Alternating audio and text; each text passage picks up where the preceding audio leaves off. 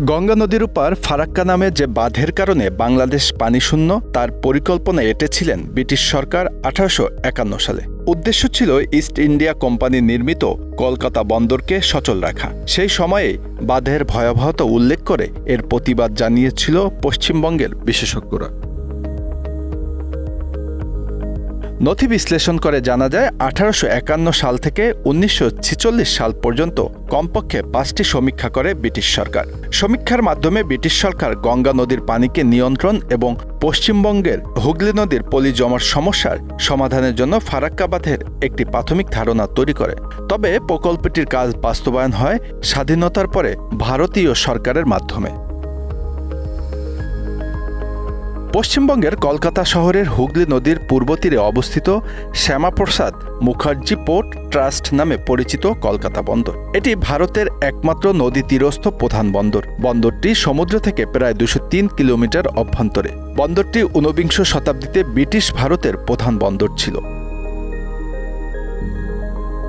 1950 ও 1960-এর দশকে কলকাতা বন্দরের কাছে হুগলি নদীতে পলি জমা একটা বড় সমস্যা হয়ে দাঁড়ায়। এই পলি ধুয়ে পরিষ্কার করার জন্য ফারাক্কা বাঁধ তৈরি করা হয়।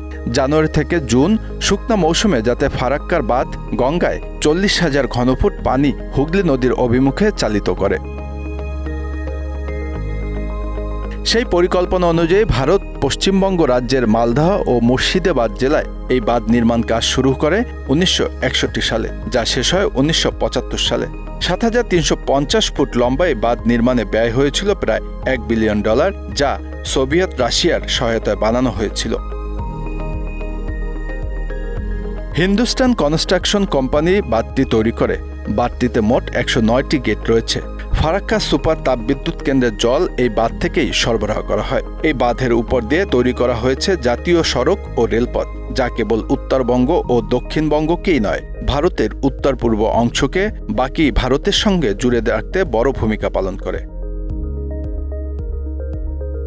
তৎকালীন ভারতের পশ্চিমবঙ্গে চিফ ইঞ্জিনিয়ার শ্রী কপিল ভট্টাচার্য এই পরিকল্পনার ভয়াবহতা উল্লেখ করে বিরোধিতা করেছিলেন। প্রতিবেদনে তিনি জানান, গঙ্গা থেকে অপসারিত 40,000 কিউসেক পানি ফিডার খাল কিংবা হুগলি ভাগীরথী ধারণ করতে পারবে না। গঙ্গা এবং ভাগীরথীর প্রবাহ রেখার উচ্চতার তারতম্যের কারণে পানির সঞ্চালন কষ্টকর হবে। ফলে গঙ্গা নদী তার স্বাভাবিক প্রবাহের জন্য অন্য পথ খুঁজবে। অন্যদিকে মুর্শিদাবাদ এবং মালদা জেলা জুড়ে দেখা দিবে জলাবদ্ধতা। এ ধরনের নেতিবাচক অভিমত সত্ত্বেও ভারত সরকার ফারাক্কায় গঙ্গার উপর বাঁধ নির্মাণ ও হুগলি ভাগীরথী সংযোগ দেওয়ার জন্য ফিডার খাল খননের পরিকল্পনার কাজ শুরু করে।